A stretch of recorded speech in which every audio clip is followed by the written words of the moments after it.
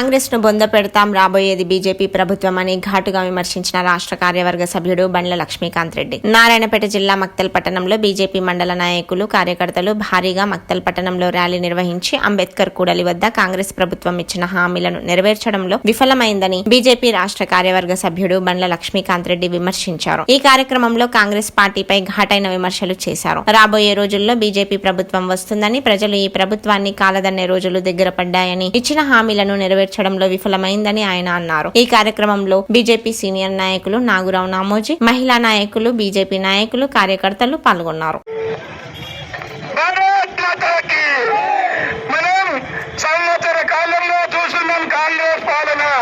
కాంగ్రెస్ పండుగ చేసుకుంటున్నది, రైతు పండుగ చేసుకుంటున్నది. సోదరులారా, రైతు పండిన తర్వాత 2 లక్షల రూపాయలు రుణమాఫీ ఇచ్చిండ్రు.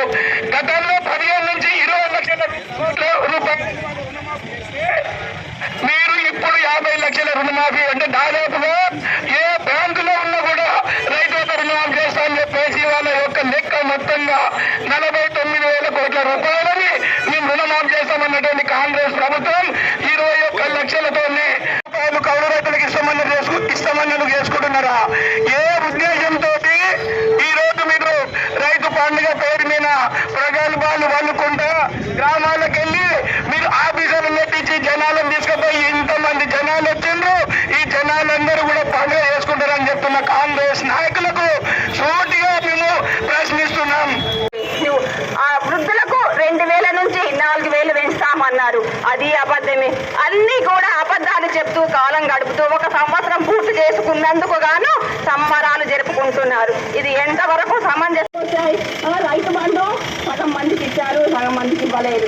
ఏది అన్ని అసంపూర్తిగా చేసి ఈ రోజు ఇచ్చారు. ఎప్పుడు ఎక్కడ ఏమి జరిగినా బీజేపీ శ్రేణులు వ్యతిరేకిస్తారు, ప్రజలకు భరోసా కల్పిస్తారు అని ఈ సందర్భంగా తెలియజేస్తున్నాం. ఇలాంటి